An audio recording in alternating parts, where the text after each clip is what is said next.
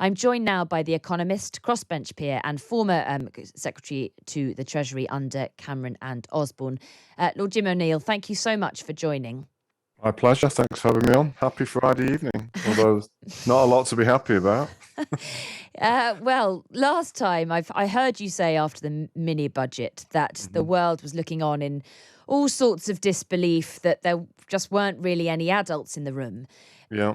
What do you think today? That was before the latest. Yeah. What do you think the world is thinking now? Pretty predictable everything that's happened since. And we have got an adult in the room with Jeremy Hunt, as demonstrated by, actually, it's only the past week.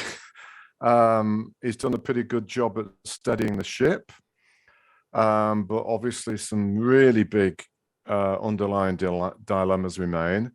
And now we have to find out in the next few days who has the dubious privilege of being the next Tory Prime Minister. Boris kind of doing his thing, as I've just listened to with great interest. I don't know how long I'm going to chat for, Hannah, but let me just backtrack. I think there's something about it which is really quite Shakespeareanly sad. I mean, we have to get out of this sort of trap of no growth, austerity or some restraints, and it just goes round and round and round. And obviously, because of the mess, the self-inflicted mess, we're now back in that. And it's quite interesting that Penny Mordaunt made it very clear that she'd keep Jeremy Hunt as a chancellor. So they're all going to play this understandable game of we're going to do whatever that keeps the OBR happy, which is great in terms of vague fiscal credibility. But obviously the price of getting there is clearly more tax hikes or very, very tricky spending cuts. And each in the short term will harm growth. And somehow we've got to get out of all this.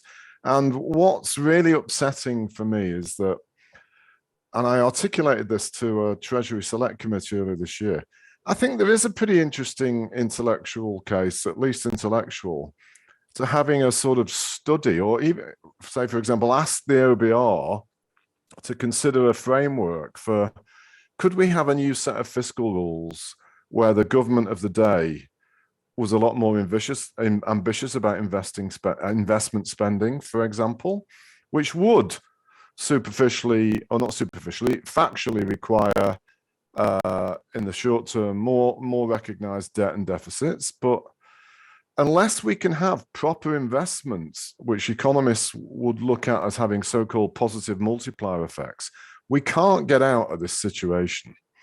And at some point, some government is going to have to do something like that, in my view. But it's not going to be this one, because obviously their immediate job is to sort of now bow down to the markets and the OBR and just, convince everybody that they're really credible on fiscal policy, which is sort of taking us back a decade in a way. But that's the idiotic self-inflicted mess that the outgoing government has just got us in. But you said, didn't you, that at the start, you said we've got an adult in the room with Jeremy Hunt. Yeah. So your advice to any candidate is, as Penny Mordaunt has said she will do, keep him there. But how do you think the markets will react to those individual candidates that are looking likely? Well, I mean, let me try to avoid offering any kind of political judgment here as a proud crossbencher. But, I would imagine, given the nature of Boris, that he's going to be a little bit more destabilizing than Rishi, given, of course, that a lot of what Rishi said would happen did happen, and what Jeremy Hunt is doing is probably what Rishi would do himself. So I think that's reasonably obvious, and I do think what Penny has said is quite clever in that regard, because she's basically said, like the outgoing PM, should default and give him a lot of influence on what we need to do in the immediate future on policy. But obviously Boris would thought it would be a whole new spanner in the works, given Boris's tendencies and nature.